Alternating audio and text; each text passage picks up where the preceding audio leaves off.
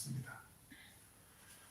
그날 모세의 책을 낭독하여 백성에게 들렸는데 그 책에 기록하기를 암몬 사람과 모압 사람은 영원히 하나님의 총회에 들어오지 못하리니 이는 그들이 양식과 물로 이스라엘 자손을 영접하지 아니하고 도리어 발람에게 뇌물을 주어 저주하게 하였습니다.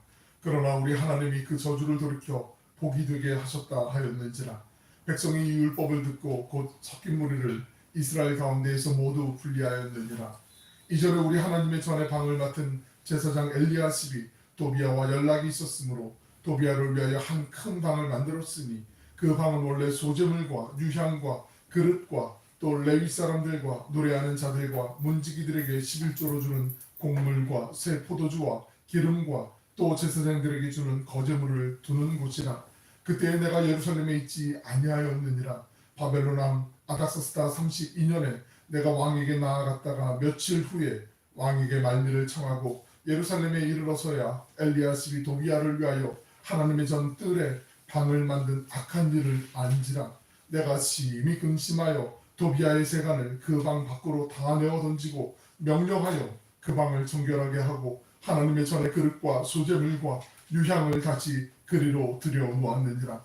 대제사장 엘리야십의 손자 요야다의 아들 하나가 호론 사람 산발랏의 사위가 되었으므로 내가 쫓아내어 나를 떠나게 하였느니라. 내 하나님이여, 그들이 제사장의 직분을 더럽히고 제사장의 직분과 레위 사람에 대한 언약을 어겼사오니 그들을 기억하옵소서. 내가 이와 같이 그들에게 이방 사람을 떠나게 하여 그들을 깨끗하게 하고 또 제사장과 레위 사람의 반열을 세워 각각 자기의 일을 맡게 하고 또 정한 기한에 나무와 처음 익은 것을 드리게 하였사오니 내 하나님이여, 나를 기억하사 복을 주옵소서. 아멘. 복된 주님의 날 주의 전에 오신 여러분과 또 온라인으로 예배드리는 모든 분에게 주님의 은혜와 평강이 함께 하시길 축원합니다. 한 주간 열심히들 살아오셨고 또 한 주간 힘내서 살아가실 텐데 우리 서로를 위해서 환영과 축복의 박수 한번 하실까요? 광고 시간에 소개해드리는 것보다 지금 말씀해드리는 게 나을 것 같은데, 우리 케냐에서 사역하시는 김철원 선교사님, 그리고 모친 되신 우리 김연희 집사님, 봉오동에 사시는데 이제 구순이시래요. 구순 생신이 바로 며칠 앞인데 2주 후시라는데 우리 특별히 오늘 예배에 같이 참석해 주셨어요. 두 분을 위해서 축복의 박수 한번 부탁드립니다.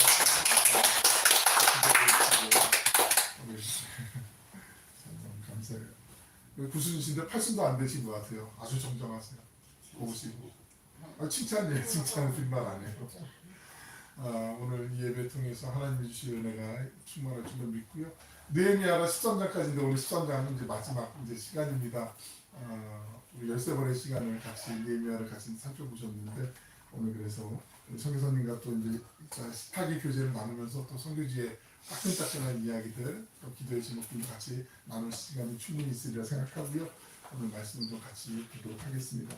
지난 시간에 느헤미야와 에스라의 그 인도 속에 이스라엘 백성들이 성벽을, 예루살렘 성벽을 다 재건하고 난 다음에 하나님께 이제 봉헌 예식을 드리잖아요. 봉헌 예배를 드리는데 그 성벽 둘레가 한 6km 정도 된다고 말씀드렸잖아요. 그리고 두 무리로 백성들을 나눠서 성벽 위로 올라가서 다 서로 이제 걸어가는 행진을 하는 거죠. 그래서 한 곳에서 만나서 성전으로 내려가서 같이 하나님께 축제와 감사의 예배를 다 올려드리는 거예요. 그 예배의 끝자락, 오늘 말씀의 1절부터 3절까지가 그 예배의 한 부분, 마지막 부분을 이야기하는 거고 4절부터 나머지까지는 이제 또 다른 단락의 내용인데 1절부터 3절의 말씀 다시 한번 보진 않았기 때문에 보겠어요. 이스라엘 백성들과 이방 사람들, 모압과 암몬 사람들을 분리하는 것이 이제 이 내용의 그 봉헌 축제의 마지막 어떤 마무리, 매듭짓기와 같은 그런 모습이거든요. 에스라가 이방인 아내들을 내보낸 적은 과거에 있었는데 이방 사람 모두를 이스라엘 사회에서 보는 거, 이게 조금 충격으로 다가올 수 있어요. 오늘날 관점으로 봤을 때는 이게 뭐야, 하나님 차별하시는 거야, 인종 차별하시는 거야, 이렇게 생각할 수도 있는데 그게 아니고 이방 사람들이 갖고 들어온 여러 가지 우상신들과 그들의 문란한 도덕성, 죄로운 물든 가치관으로부터 하나님의 공동체가 오염되는 것을 철저하게 막기 위한, 차단하기 위한 어쩔 수 없는 방편이었다라는 거죠. 1절을 보시면 1절 말씀 보시면 그날 모세의 책을 낭독하여 백성에게 들렸는데, 율법이겠죠. 모세의 책은 그 책에 기록하기를 암몬 사람과 모압 사람은 영원히 하나님의 총회에 들어오지 못하리니 이미 하나님이 이전에 모세를 통해서 암몬과 모압 백성들은 너희들 총회에 절대로 얼씬거려서는 안 돼 라고 말씀을 주셨음에도 계속 슬금슬금 마치 가랑비에 옷 젖듯이 이렇게 들어온 거예요. 그러면서 그 영향력이 커지게 된 거죠. 하나님의 말씀을 읽는 순간에 율법을 읽으면서 이제 이 개혁의 완성이 마침이 이제 시작이 되는 거죠. 아마 이 예배를 드리고 난 다음에 계속해서 이 느헤미야를 통해서 우리가 알게 된 패턴 중에 하나가 하나님의 말씀을 통해서 감동을 받은 백성들이 자발적으로 하나님의 말씀을 사모하면서 다시 부흥회 같은 집회가 열어지게 되는 거죠. 지금도 계속 그 집회가 이제 아마 열린 것 같아요. 상황을 보니까 하나님께 기도하고 찬양 드리면서 그 마음속에 하나님의 이들의 심령을 다시 한번 성령을 통해서 일깨워 주신 부분이 율법 가운데 아몬 사람과 모압 사람들이 우상 섬기는 이방 사람들이 하나님의 공동체에 들어오지 못하게 하라는 그 명령을 다시 한번 상기하게 된 거죠. 그리고 이제 실천을 하게 된 거예요. 그 이유가 2절에 있는데 2절 말씀 같이 한번 읽어보시겠습니다. 시작. 이는 그들이 양식과 물로 이스라엘 자손을 영접하지 아니하고 도리어 발람에게 뇌물을 주어 저주하게 하였습니다. 그러나 우리 하나님이 그 저주를 돌이켜 복이 되게 하셨다 하였느니라. 아멘. 하나님은 역전승의 하나님이세요. 아무리 약한 것도 저주를 바꿔주시는 하나님인 걸 우리가 창세기 50장 20절에서 보셨던 것처럼 발람의 저주도 하나님이 저주가 아니라 화가 아니라 오히려 복이 되게 바꿔주신 그 하나님의 은혜를 이스라엘 사람들이 잊고 있었는데 다시 한번 기억이 나게 하신 거죠. 그리고 그래 그러면서 다시 하나님의 은혜를 사모하게 되는 거죠. 그 우리가 신앙생활 하면서 늘 은혜 충만, 말씀 충만, 기도 충만하게 사는 게 소망이고 로망이잖아요. 그런데 이게 웬만한 노력 갖고는 잘 안 돼요. 은혜 받고 난 된 것 같은데 그 된 것 같다라는 생각을 갖는 순간 어느 순간 그 틈을 타고 사단이 우리의 마음을 계속 흔들어요. 미혹을 해요. 자꾸 우리가 하나님께로 더 나아가려고 하는 그만하면 됐지 뭐 너도 그러면서 단순하게 비교하게 만들어요. 옆에 개똥이 아빠 봐 이거 너무 비교도 안 돼 막 이러면서 계속 비교하게 만들고요. 상황에 비교하게 하고 너 옛날보다 지금 엄청 발전한 거면 자기 스스로하고 비교하게 만들고 계속 그런단 말이죠. 그때 우리가 조금 더 우리의 신발끈을 더 동여매야 돼요. 그래야만 하나님 앞으로 나아갈 수 있어요. 신앙은 정체가 없어요. 전진 아니면 퇴보예요. 나는 멈춰 있는 것 같은데 근데 아니에요. 돌아보면 뒷걸음질 치고 있는 거예요. 잘 몰라서 그런 거죠. 우리가 꼭 기억해야 되는 거 하나님의 말씀, 그 말씀을 붙잡고 살아가는 거. 여러분 그렇지 않겠어요? 다 큰 어른들이 누구 얘기 듣는 거 좋아서 저도 많이 듣거든요. 다른 사람 얘기 잘 듣겠어요? 하나님의 말씀, 그 살아있는 그 날이 선 그 검과 같은 그 말씀이 진려고수를 쪼개지 않으면 누가 자기의 생각을 바꾸겠어요? 자기의 삶을 태도를 바꾸겠어요? 안 된단 말이죠. 오직 하나님의 그 살아있는 말씀, 그 말씀에 찔려야만 우리가 변화되는 거 아니겠습니까? 그래서 그 말씀을 날마다 주야로 묵상하는 사람이 복 있는 사람이라고 우리가 잘 알고 있고 암송하고 있고 알고 날마다 애송하고 있잖아요. 애창하고 있잖아요. 그 복된 삶의 길을 우리 다른 사람에게는 절대로 뺏기지 마시고 우리 모두의 것 그리고 우리가 만나는 사람들의 것이 되기 우리가 기도하면서 축복하면서 그렇게 동행하시길 주님의 이름으로 축원합니다. 아멘. 한 가지 주목하실 거 아까도 말씀드렸지만 이방 사람들을 하나님 미워하기 때문에 추앙하라고 한 게 아니에요. 그들이 갖고 온 우상신들, 그들의 그 타락한 문화들 이런 것들을 통해서 하나님의 구별된 백성들이 구별된 백성으로 살지 못하게 될 것을 염려하셔서 차단을 하신 거예요. 하나님 이 이방 사람들 가운데 하나님을 믿는 사람들도 있을 거 아니에요. 소수긴 하겠지만 그 사람들은 절대로 밖으로 내치지 않았어요. 그들은 보호해 주셨어요. 무슨 얘기인지 아시죠? 여리고 성이 함락될 때 마지막 살아있는 사람들, 그 성에 남은 사람들이 있잖아요. 라합과 그 식솔들, 그 주변에 있는 사람들은 하나님 보호해 주시고 심지어는 예수님의 계보에까지 라합이 들어가게 하셨잖아요. 하나님은 무조건 이방 사람들 무시하시고 미워하시는 게 아니라는 거 이거 꼭 기억해야 돼요. 이방 사람이라 할지라도 하나님이 모세율법에 정한 사람이라 할지라도 하나님께로 돌이키는 사람, 하나님께로 돌아오길 마음먹은 사람은 하나님이 보호해 주셨다는 거. 우리가 예수님의 하나님의 그 은혜, 사랑, 예수님의 보혈의 공로 때문에 우리가 하나님의 자녀가 된 거잖아요. 우리는 눈을 말씀드리면 구원받은 죄인이잖아요. 죄인. 다를 게 없어요. 근데 예수님을 믿는 믿음 하나 보시고 우리를 자녀 삼아 주신 거잖아요. 우리가 예수님 몰랐으면 안 믿었으면 우리도 어쩔 수 없이 지금 모압이나 암몬 사람들처럼 안 된다. 제대로 절대로 여기 오면 안 된다. 하나님이 철저하게 아마 장박을 담아 쳤을 거예요. 그 구원의 은혜가 있는 거죠. 이제 1절 3절을 넘어서 이제 4절부터 마지막 절까지는 시간의 간격이 좀 많이 있어요.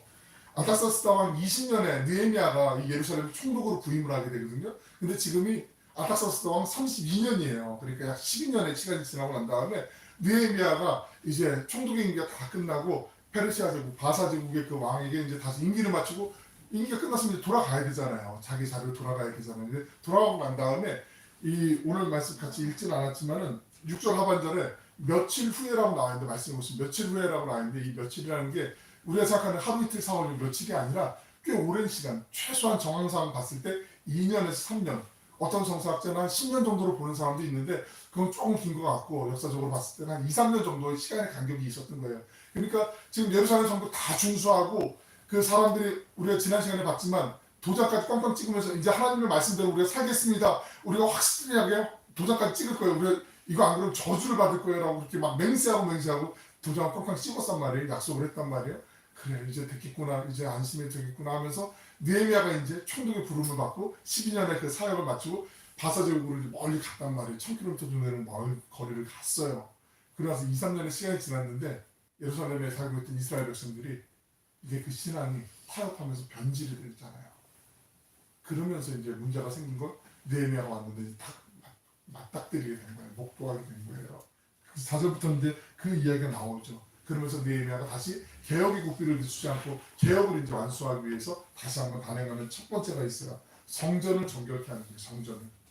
예수님도 낙이 타고 예루살렘에 들어가실 때 성전을 정화하신 장면을 우리가 기억하잖아요.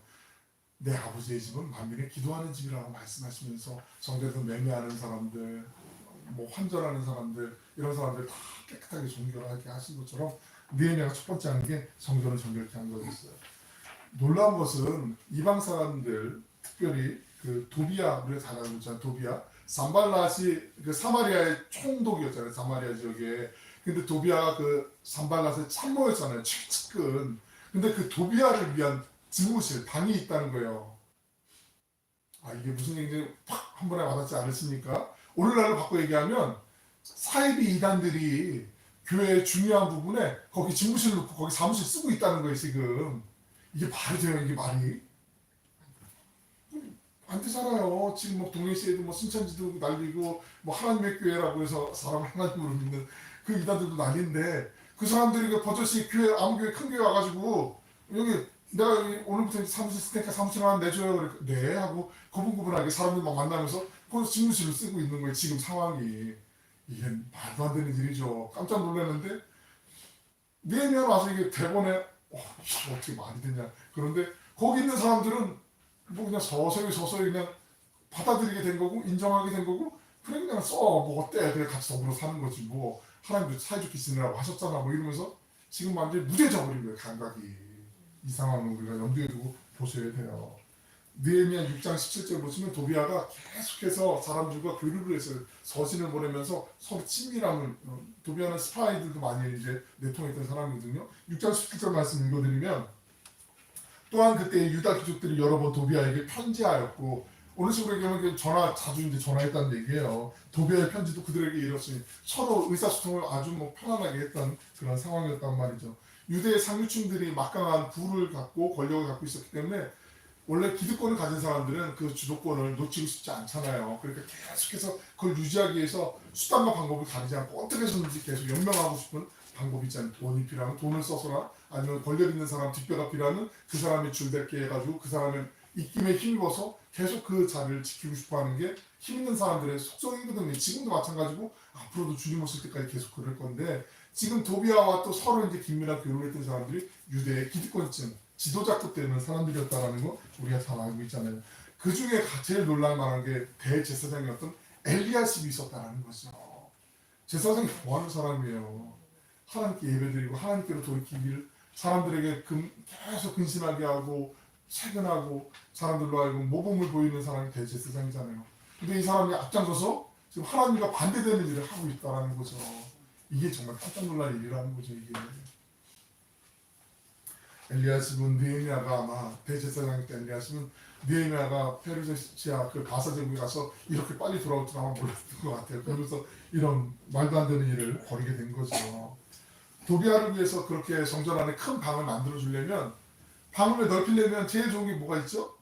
방과 방을 트면 되잖아요. 그죠? 우리도 저 뒤에 이제 가벽으로 이렇게 그 합판, 베니다 합판이라고 하는 합판이 지금 도배가 있는데 저걸 우리가 이제 좀 교인들 많아지고 하면 저걸 다 잘라내면은 더 넓어져요. 지금보다 한 10분 이상 더 들어갈 수 있는 공간이 확 생기게 되거든요. 성전 안에도 그 방들이 있는데 그 방들을 다 튼 거예요. 근데 이 방이 무슨 방이었냐면 우리가 지난 시간 그 전에도 봤지만 하나님을 위해서 예배를 드리는 레위인들과 제사장들, 하나님의 나라를 위해서 열심히 힘쓰는 사람들이 또 하나님의 일을 감당하기 위해서 기업을 분깃을 받은 게 없으니, 땅을 받은 게 없으니 백성들이 이제 다시 11조를 내기로 헌신했잖아요. 그 11조로 모아왔던 그 곡식들, 이런 산물들, 새포도주나 이런 것들, 기름들을 거기다 모아두는 방, 보관하는 방이었단 말이죠. 그 방들이 비어있다라는 건 백성들이 이제 지금 11조를 드리지 못했다는 상황이 된 거고, 그러다 보니까 레위 사람들이 지금 먹고 살 수가 없으니까 다 고향으로 가서 나 이래야 돼, 어쩔 수 없어, 지금 먹고 살아야 돼. 그럼 다 흩어지게 되고, 여기 빈 방이 있어요, 여기 쓰세요. 그러면서 그 방을 터가지고 도비아의 집무실을 만들어주는 이 말도 안 되는 일이 지금 상황이 벌어지게 된 거예요. 생각만 해도 아프죠, 가슴 아프죠. 우리 성전 안에 있는 그 사무실, 이건 생각도 할 수 없는 그런 일이란 말이죠. 28절에 있는 말씀 더 황당한 일이 지금 있어요. 28절 말씀 같이 한번 읽어보겠습니다. 시작. 대제사장 엘리야십의 손자 요야다의 아들 하나가 호론 사람 산발랏의 사이가 되었으므로 내가 쫓아내어 나를 떠나게 하였느니라. 대제사장 엘리야십의 그 손자가 호론 사람 산발랏의 사이가 됐대요. 대제사장이 이단 사이비의 지도자급 되는 사람, 하나님을 대적하고 하나님의 나라를 멸망시키려고 하는 그 우두머리 중에 우두머리 산발랏의 사이가 됐대요. 마치 그냥 오늘날로 얘기하면은 뭐 우리 교단장이 신천지 이만희하고 사도매주 하고 똑같은 거야. 이게 말도 안 되는 일이잖아요. 그죠? 뭐 그럴 수도 있죠. 이러면 안 돼. 이거 큰일 날 일이고 이거 말도 안 되는 거고요. 그러니까 느헤미야가 전체적으로 개혁의 동작을 통해 이 백성들이, 이스라엘 백성들이 얼마나 눈물로 기도하면서 하나님 앞에 내가 절대 돌이키지 않겠습니다, 하나님만 바라보겠습니다 했는데 이게 그 잠깐 그 시간 동안에 이게 반이 확 변한 거잖아요. 사람의 마음이 그래요. 누구도 그래요. 대제사장이 이 정도면 목사를 믿지 말라는 얘기예요. 목사들도 언제든지 마음이 바뀔 수 있으니까 사람 믿지 말고 하나님만 믿으라. 아무리 저 사람, 저 장로님, 저 권사님, 저 집사님 믿음이 대단하셔 하지만 사람 보지 말고 하나님만 바라봐라. 믿음의 주여 우리를 온전케 하시는 이 예수님만 바라보는 것, 이것이 얼마나 소중한 것인지 반면교사로 지금 하나님이 보여주시는 거예요. 도비아가 이렇게 성전 방에 거주할 수 있게 되었는지 조사하는 과정에서 느헤미야는 성전의 방들이 비어있는 것도 보게 되고, 그리고 지금 이 이스라엘의 신앙적인 상태가 다시 느슨해질 뿐만 아니라 너무나 퇴보해 있구나라는 걸 다시 돌이키게 돼요. 그래서 성전을 정결케 하는 게 첫 번째 개혁이었다면, 두 번째 개혁은 다시 하나님께 헌신했던 그 마음들, 그래서 11조를 다시 드리기로 했던 것, 그걸 다시 한번 상기시켜주고 다시 계약을 해요. 그리고 11절 말씀 보시면 느헤미야가 먼저 모든 민장들이 나와 있는데, 11절 말씀 보시면 그 지도자들과 그 유지들을 불러서 꾸짖게 돼요.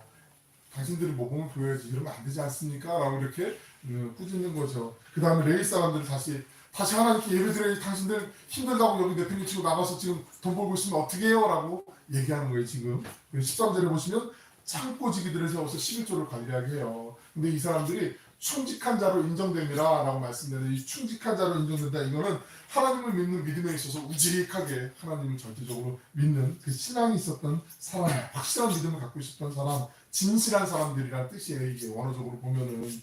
그래서 다시 11조를 드리고 예배를 정상적으로 드릴 수 있도록 그렇게 바꿨다라는 거죠.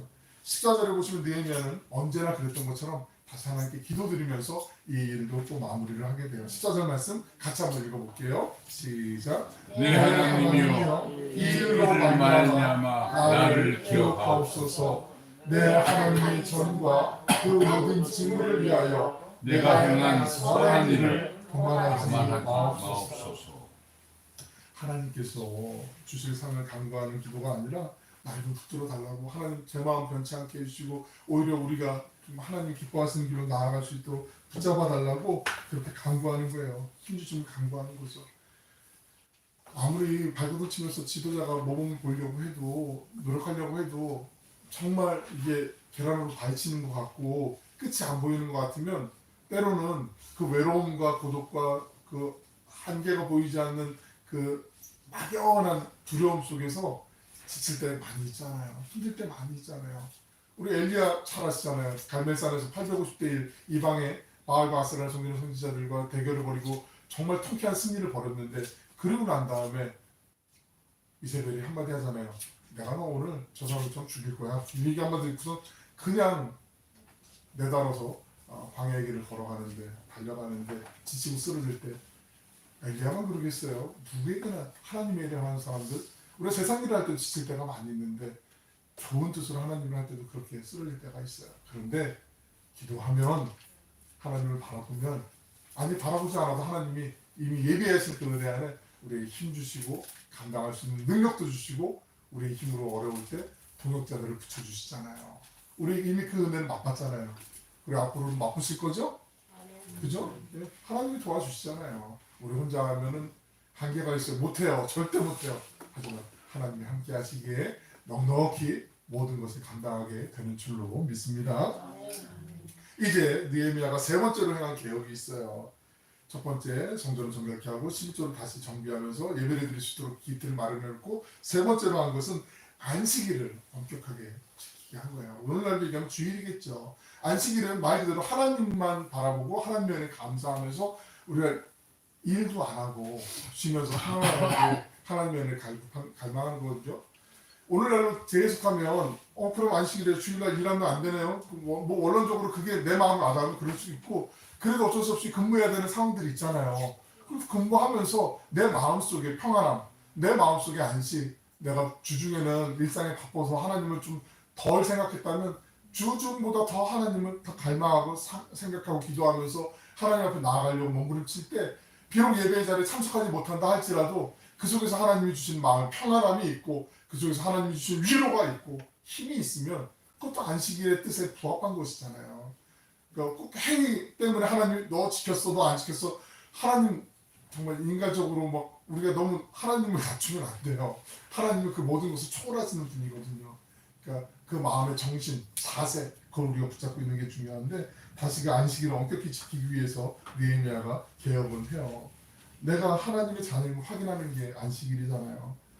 예배의 삶의 우선순위를 하나님께로 돌이키고 하나님께로 팍팍팍 못을 받고 중심을 붙잡는 것 이게 얼마나 중요한 것인지 안식일 날 왜냐하면 지금 여기도 예수님이 성전 정화 사건 때처럼 성전 안에서 이 안식일 날 예루살렘 정례로 사람들이 와서 장사하는 사람들이 많이 있었거든요. 장사가 나쁘다는 게 아니라 안식일의 의미가 퇴색될 정도로 의미가 없어질 정도로 주객이 전도될 정도로 여기 와서 이방인 사람들이 와서 장사하고 뭐 이거 신상이에요 이거 한번 사보세요 그러면서 예배 드리러 가야 되는데 드리러 가면서 신상이네 구경하고 예배 드리는데 예배는 집중이 안 되고 아까 봤던 그 물건 누가 사면 어떡하지 빨리 가서 사고 싶은데 막 마음 빼앗기고 이거 다 안식일의 뜻에 맞지 않는 거거든요. 하나님을 경외하는 마음에 지금 그거 얘기하는 거예요. 그래서 아예 느헤미야가 얼씬도 못하게 차단을 해요. 안식일날 성문을 다 잠가버려요.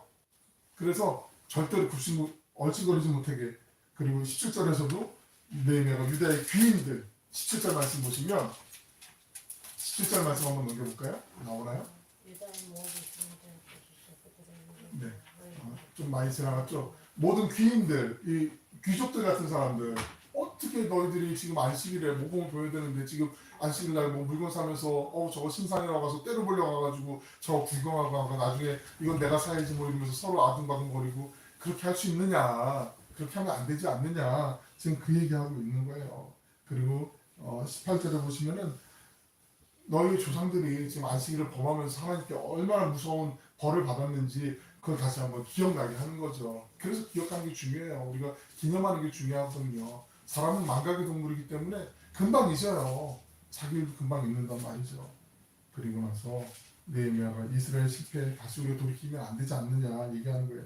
19절을 이해해 보시면 이 잘못을 꾸짖은 다음에 아예 정문을 이제 차단하는 거죠. 안식일에는 아무 짐도 들어오지 못하게 하였으므로 그러니까 이 밖에도 계속 이제 짐 보따리 막 바리바리 쌓아고 온 사람들이 정문 열리기만 기다리고 막 밤새고 막 이런 분들도 있었을 거란 말이죠. 외부에 있는 이방인들이 그때 아예 안식일은 우리가 문을 닫아요라고 아예 그냥 쾅쾅쾅 이렇게 결론을 내리는 거죠. 느헤미야는 요번에도 이 개혁 조치를 하고 난 다음에 기도로 이제 마무리하게 돼요. 22절 말씀 같이 한번 읽어보실게요. 시작.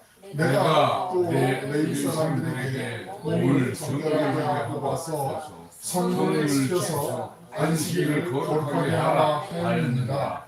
내 하나님이여 나를 위하여 이 일로 기억하시옵고 주의 크신 은혜대로 나를 아끼시옵소서. 나를 아끼시옵소서. 이건 내게 자비를 베풀어 주옵소서 이거예요. 제 혼자의 힘으로 정말 어렵네요. 하나님 지켜주셔야 돼요. 붙잡아 주셔야 돼요. 이 기도거든요. 아끼시옵소서. 이게 느헤미야가 명예나 어떤 이권을 구하지 않고 충분히 구할 수 있는 자리였음에도 다 안 했잖아요. 우리 다 알고 있잖아요. 오직 하나님의 은혜만 갈망했단 말이죠. 하나님의 일을 감당하는 사람들이 하나님의 일을 감당할 때 우리가 바라야 될 상급이 오직 하나님의 은혜잖아요. 그 은혜는 충분한 거 아니겠어요? 그래야 사사로운 감정에 개입 없이 하나님의 일을 감당할 수 있음을 오늘 말씀을 통해서 우리에게 알려주고 있는 거죠. 느헤미야가 이스라엘 회복을 위해 단행한 네 번째 개혁이 있어요. 첫 번째가 성전을 정결하게 하는 거, 두 번째는 11조 제도를 정립하는 거, 세 번째는 안식일을 다시 한번 확실하게 자리를 임하는 거, 네 번째는 이방 여인들과의 결혼을 금지하게 하는 거예요. 이스라엘 백성들이 이방 여인들과 결혼하면서 그 이방 남편을 이제 들이면서 얼마나 많은 그 우상 숭배와 하나님과 멀어지게 됐는지 역사적으로 잘 알고 있기 때문에 다시 한번 이것을 정리하게 하는 거예요. 왜 그토록 이방 여인들과 결혼했을까? 문헌에 의하면 그 이스라엘 사람들보다 그 이방 여인들이 훨씬 더 멋있었나 봐요. 화려하게 뭐 화장술도 발달하고 의술도 이게 복장도 복식들도 많이 발달하고 이러다 보니까 거기에 이제 이 이스라엘 남자들이 콩깍지가 씌는 거예요. 이제 아유 저 흠모하는 이웃집 이웃마을 누구 뭐 이러면서 이제 당황하지 마시고 천천히 하시면 돼요. 일본에 이제 우리 집사님이 이런 일도 있을 수 있다라는 걸 이제 모범으로 보여주셨으니까 편안하게 전화기 꾹 누르시고 끄시면 돼요. 그리고 둘째로는 이방 사람들이 이 땅에 오래 정착해 있었잖아요. 그러니까 이 사람들이 경제활동이나 여러 가지가 기틀이 잡혀 있으니까 이 사람들하고 결혼을 하면 기득권이 있는 사람들하고 결혼하니까 내가 먹고 사는데 좀 시쳇말로 좀 편안해질 수 있잖아요. 쉽게 일자리를 얻을 수 있고 쉽게 돈을 벌 수 있고 누구누구 소개받으면 금방 또 거래처가 생기게 되고 뭐 이런 일들이 생기니까 그래서 거기에 이제 매료돼서 이방 여인들과 알면서도 이제 결혼하게 된 거예요. 23절에서 25절에 어떤 이 폐단이 있었는지 어떤 문제들이 있었는지 예를 들어서 설명하고 있는데 느헤미야가 직접 이제 찾아봤잖아요. 이방 사람들 결혼한 결과가 뭔지 한번 가서 봤는데 보니까 아스도 사람들하고 결혼한 아이들이 있는데 이 아이들이 아스도 방어는 절반쯤 하는데 히브리어는 아예 못하는 거예요. 아예 못하는 거예요. 그러니까 언어가 그 민족의 정신이고 뿌리고 얼이 담겨 있는 거잖아요. 말이 일제가 우리나라를 말살하려고 할 때 우리나라 언어를 먼저 빼앗잖아요. 잘하시잖아요. 그리고 창씨개명이라는 걸 하잖아요. 아예 우리말 쓰지 못하게 우리 언어를 차단시켜 버리면서 우리 교회를 말살하려고 했던 그런 일들 많이 있잖아요. 우리 선교사님 계시지만 케냐나 아프리카에 있는 사람들은 식민지 나라에 누가 지배했느냐에 따라서 또 사용하는 언어들이 있잖아요. 스와힐리어만 쓰는 게 아니라 뭐 영어도 쓰고 프랑스어도 쓰고 뭐 이렇게 다양하게 쓰는 것처럼 그러니까 언어가 없으니까 언어가 없으면 우리가 하나님의 말씀을 어떻게 듣고 하나님의 말씀을 어떻게 읽을 것이며 하나님께 어떻게 기도를 할까? 얘들이 아스도 신만 알고 다른 이방의 모압과 아몬 신들만 알고 그러면 어떻게 할까? 이게 염려가 되는 거예요. 그러면서 느헤미야가 이렇게 과격해도 되나 싶을 정도로 그렇게 주선한 사람들이 있을 거 아니에요. 국제결혼을 맺게 하고 이런 상황을 맞게 한 연결해 준 사람 이 사람들에게 이렇게 과격하게 할 수 있나? 느헤미야가 아주 끔찍한 일을 벌이게 돼요. 25절 보시면 25절 좀 많이 볼까요? 내가 그들을 책망하고 저주하여 그들 중 몇 사람을 때리고 느헤미야가 때렸단 말이에요. 머리털을 뽑고 어떻게 뽑는지 모르겠는데 서로 뭐 싸우는지 모르겠는데 아주 그냥 리얼하게 이렇게 나오는 거예요. 정말 막 분해가지고 느헤미야가 이렇게 분한 게 성경에 아마 안 나타나는 것 같아요. 지금 25절에만 나온 것 같은데 지금 이 정도로 이 공동체를 파괴하는 하나님 백성의 순수성을 이렇게 무너뜨리면 되느냐 하고 아주 후되게 지금 야단을 치고 있는 거죠. 특히 아까 우리가 함께 읽었지만 엘리야십의 손자이자 요야다의 아들 중 하나가 지금 대적의 중복인 산발락과 사돈도 맺고 이게 말도 안 되는 상황들이 벌어지게 된 거란 말이죠. 29절에서 느헤미야가 너무나도 기가 차서 이방 여인들과 결혼을 금지하는 계획을 다 끝내고 난 다음에 또 기도를 하게 되죠. 우리 29절 말씀도 같이 한번 읽어보실게요. 시작. 내 하나님이여 그들이 제사장의 식품을 더럽히고 세상의 직분과 내 사람에 대한 언약을 어겼사오니 그들을 기억하옵소서. 이게 그러니까 하나님의 일을 감당하는 사람들이 더 두렵고 떨리는 마음을 감당하지 않으면 하나님 앞에 더 큰 벌을 받는다는 거 아시죠? 책임이 더 커요. 무게가 더 막중해요. 이게 지금 당장은 달콤하고 이게 좋을지 모르지만 정말 이건 말도 안 되는 두렵고 떨림이 있는 거란 말이죠. 그래서 하나님 앞에 공동체가 거룩하게 쓸 수 있도록 느헤미야가 할 수 있는 최선을 다해서 몸부림을 좀 치는 거죠. 이제 30절 이하를 보시면 제사장들과 레위 사람들 교대로 성전에서 봉사할 수 있도록 어떤 조직을 다시 한번 정비를 하게 돼요. 늘 그랬듯이. 그리고 개혁의 마지막도 기도로 마무리하게 되죠. 우리 마지막 절 31절 말씀 같이 읽어보겠습니다. 시작. 또 정한 기한에 나무와 처음 익은 것을 들게 하옵소서. 내 하나님이여 나를 기억하사 복을 주옵소서. 나무를 들였다는 거 잘 아시는 것처럼 성전에 제사를 지낼 때 필요한 것들을 계속 공급하게 하나님을 예배할 수 있도록 그렇게 틀을 만들었다라는 거고요. 그리고 처음 익은 것 하나님께 10회를 드렸다라는 그 상징이기도 하죠. 느헤미야의 개혁의 중심은 항상 말씀 중심이었어요. 하나님 말씀 중심, 그리고 기도가 중심이었어요. 기도의 사람하면 느헤미야도 꼭 들어가야 돼요. 모든 일 순간순간마다 짧은 그 아주 몇 초간의 시간에도 기도하면서 하나님 어떻게 할까요? 하나님 알려주세요. 그렇게 기도했던 사람. 그래서 우리도 기도 오래 못하는 분들도 느헤미야처럼 기도해야 돼요. 하나님 이거 어떻게 할까요? 오른쪽으로 할까요? 왼쪽으로 할까요? 연필을 굴려야 될까요? 뭐 침을 뱉을까요? 이런 게 아니라 그 몇 초 동안 기도하면서 하나님 마음 주세요. 하나님 분별력 주세요. 그렇게 짧게라도 기도하면 하나님이 지혜를 주시거든요. 느헤미야처럼 우리가 기도의 사람이 되어야 할 줄로 믿습니다. 그리고 하나님의 말씀 그 개혁의 기준과 목표가 되었고 그게 도구가 되어서 철저히 하나님 뜻 합당하게 살았어요. 오늘 말씀 속에 도비아를 내쫓고 성전을 정결하게 한 것은 우리 마음의 성전, 우리의 영혼에도 세상적인 요소가 언제든지 들어올 수 있으니 그것을 씻어내는 거룩함이 늘 필요하다라는 걸 우리에게 일깨워 주신 말씀이죠. 10의 일을 다시 구별하여 드리는 재환급하는 것, 우리에게 하나님께 드리는 헌신이나 물질이나 우리의 재능이나 우리의 시간, 이 모든 드리는 헌신들 이게 기쁜 마음으로 감사하면서 최고의 것을 드려야 하는 것을 다시 한번 일깨워 주는 거예요. 안식일을 제대로 성수하는 것, 주님 앞에 예배를 다시 재환급하는 것은 우리가 아무리 살아가는데 급박해도 우리 삶의 최우선 순위는 예배에 맞춰줘야 한다. 늦더라도 예배 자리에 올 수 있으면 오는 거, 그리고 온라인으로도 예배 드릴 수 있는 거, 하나님이 그 마음을 기쁘게 보시고 인정해 주시고 하나님이 기뻐해 주신다는 거죠.